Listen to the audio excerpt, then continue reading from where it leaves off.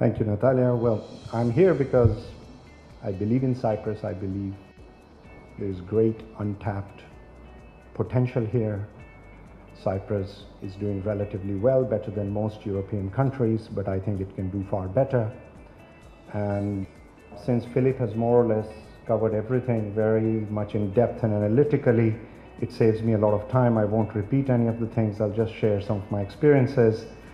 And my talk is more about how I personally experience and see investment climate, sectors where we can invest relatively and compared with not only in European Union, but like Natalia said, we just missed each other in Shanghai and in Hong Kong. I was also in Singapore, and I very often compare Cyprus with Singapore in terms of how much potential I see in this country. The theme of my talk is that I see Cyprus as a rough diamond. It takes about 2 to 3 billion years through a mystical secret process, how a diamond is shaped 100 miles below the earth. And the interesting thing is that when you get a stone like that, the value of the stone can be anywhere from $1 million to $10 million. And that is how I see Cyprus. I see it as a unique place on earth, a rough diamond. Nature has obviously shaped it over 1 billion, 2 billion years. It's a blessed island. It's a very beautiful land. But we also must understand that the value of the diamond is judged by the 4 C's. And these 4 C's, some of them are natural attributes of a diamond, and the others are, in fact, shaped by us, by people. So the 3 attributes are clarity, color, and caratage. Caratage is the size of diamond. I don't think it is any secret how people have this love for diamonds. And I think if a rough diamond is shaped properly, it increases in value enormously. But the most important attribute of a diamond is not its color, it's not just its size, it's the cut. This is what the diamantiers say, that the cut of a diamond is most important. I'll come back to this, but in this Cyprus environment, Philip referred to all these things. I believe there are enormous threats that are still present, and we must be very realistic that these threats are real and they are present, and we can be forced to confront with them at any time in the process of our ongoing businesses and certainly in our investment processes. The banking sector in Cyprus, I see it not as a risk, not as a problem, but as a threat to business. There is a global recession risk. Everybody's talking about it every day. Headlines refer to it. It can be ignited by any of the trade wars or any of the other problems. There's this constant threat of Turkish bullying. I mean, we have an invading army which is sitting on our island, and while Cyprus has this potential to become an energy power, and Cyprus has always had peaceful intentions towards, as a European Union member, there's no end to this Turkish bullying, and this presents a threat. There's geopolitical turbulence, we have a lot of conflicts, we have a lot of disputes, there are trade wars. I mean, this American-Chinese trade war, what repercussions it will have on the whole planet, on the global economy, is unknown to us. And usually when a big event like that happens, it is the smallest countries and the smallest economies that suffer the most, because we don't have the defense mechanisms, and we don't have the reserves, and we don't have the strategic strengths that we can protect ourselves. And of course, there's a risk of wars. The Syrian war has just ended. There's a threat of war in the Persian Gulf. There is a threat of a war in Venezuela. There are other conflicts and wars going on. So we must be aware that we live in a very connected world. Whatever happens outside affects us all. These are the headlines. I'm sure you see all of them every day, that there's a recession coming. These 3 events will create the next perfect storm in Europe. Italy will now bring Europe down. This is the debt crisis in Europe. So we must understand that it's not just what happens in Cyprus. Like Philippe said, the government is doing relatively well here. The businesses have responded relatively better than most other countries. But this is not the only problem we face. We face problems of European economy. We face the problem of global threats. And why do I call Cyprus a rough diamond? Because unlike many other countries, it has some amazing natural gifts. We all know about it. We all talk about it. We have the natural resource of sunshine.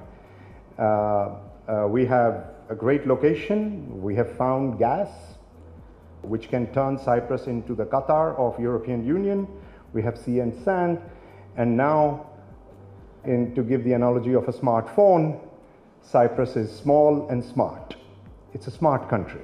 I compare it with the smartest of telephones. So if we put a good operating system and a good software inside, it can become one of the smartest economies in the world. That's what I like to say. So because of these natural gifts, I think you will all agree, and that is why you're all here, and a lot of foreigners come here and buy properties and do business here, is because Cyprus inevitably has a bright future. It is inescapable. If we don't do anything, Cyprus has a good future because we have some great natural gifts. But what is that bright future? And that is the main question of our time. That is the main question that investors ask. We hear a lot about government creating 10-year plans, 5-year plans. And we've been through that. 80 years of Soviet Union creating 5-year GOS plans. Are we going to have a future which will be defined by a GOS plan? Is it going to be tourism number economics? Oh, we have 5 million tourists, 6 million tourists, 10 million tourists. Casino economics? What is that future? What are we really aiming for? Is it all going to be based on sale of passports? And by the way, I'm a big believer that Cyprus should not sell 700 passports a year. I believe Cyprus should offer 5,000 passports a year. I've seen the success of Canadian investment programs. I've seen EB5 in United States. I've seen Australia. I've seen UK. There is no reason why Cyprus should not attract investment by attracting talent, capital, operating companies, fintech companies, technology companies to come and live on the Cyprus, obtain citizenship, and have a good lifestyle. So I'm a big believer in the passport system, and like Philippe, I've also heard a lot of these threats coming from EC, from European Union institutions. It's a sovereign issue. I don't think the passport scheme should end. I think it should be expanded. It should be made smarter, and I believe it will continue. Or is this the future? There's nothing wrong with it. People will always drink. They will always get, they would always need to have this lifestyle. But is that the future of Cyprus? It reminds me, when I listen to all these discussions about what is the future of Cyprus, it reminds me of Alice in Wonderland. If you don't know where you're going, every road will get you there. So I think any road we take in Cyprus will get us there, but I don't think it'll get us there. I believe the most certain future, if you are going to take investment decisions today, if you're in property, look at property as prop tech. Invest in innovation. Unless there is an innovative component to whatever you are doing, your investment is at a much higher risk. You must move beyond traditional classical business models of doing the same over and over again. Innovation is extremely important. Invest in anything that is related to technology. Software, gaming development, fintech. We just met Philippe in Kiev, where I just closed an investment in a technology company. And there is so much capital looking for possibilities to invest in technology, and Cyprus just is lagging behind, that it cannot even service the most basic needs of corporations in terms of IT. So this is one sector that one could invest in instead of just Ayanapa tourism. I'm a big supporter of heritage tourism. I believe Cyprus should promote more diverse tourism. We should send tourists to our beautiful villages, to mountains, to other remote areas, and people should experience that beautiful spirit of Cyprus, the culture of Cyprus, the real human touch of Cyprus, rather than just what I call the colonial scourge of all-inclusive. I'm surprised that in 21st century we have something called all-inclusive tourism. It is a shame. Environmental and cultural tourism. People today, the tourists are aware. They don't want to just consume and exploit. They want to actually give back to where they come to. When they come to Cyprus, they love this island. They want to plant a tree. They want to see this country get greener and more sustainable and more beautiful. So let's attract that kind of tourist to the island rather than that all-inclusive tourist. Invest in organic agro products. The world is moving towards quality agriculture, quality food. Everybody's more health conscious, and Cyprus has beautiful climate, very good soil quality. Why not invest in organic agro products, health and wellness lifestyle? And finally, I believe Cyprus, in my lifetime, is going to overtake Monaco and Monte Carlo in being a luxury residential destination. I want to see on this island 200 high-rises that are all luxury and high-end. There should be no hesitation in going towards luxury. Luxury and ecological, sustainable living can live together. It just needs innovation and smart thinking. However, the government needs to be more proactive, and it needs to be like a diamond cutter. This guy turns the 1 million diamond into a 5 million diamond. That is what skills, focus, love, attention for the work that you do achieves. The polish, this cut in statecraft, it means, first of all, Cyprus must ensure that it is a country that can claim on the international stage that it adheres to the European values. We must uphold the highest ethics in public life, a level playing field, and this is something that is much wanted, a level playing field in Cyprus for foreigners and Greek Cypriots. It can no longer be acceptable that foreigners, investors, tourists, residents, pensioners, workers, employees, that they're always treated as second-class citizens, no matter what they do on the island, how dedicated they are to island, and how much they contribute to the island. Integrity of judiciary. Not a month passes without a big scandal in this country. It is unacceptable that the judiciary, which is the bedrock of a European country, of a functioning, trusted system, that the judiciary should be under the lens of scrutiny and doubt. That is not acceptable. So it must be a high priority that people have faith in the integrity of judiciary. Zero tolerance for corruption and racism. It is not acceptable in this time and day, in 21st century, that there should be corruption of the kind that we experience on our island.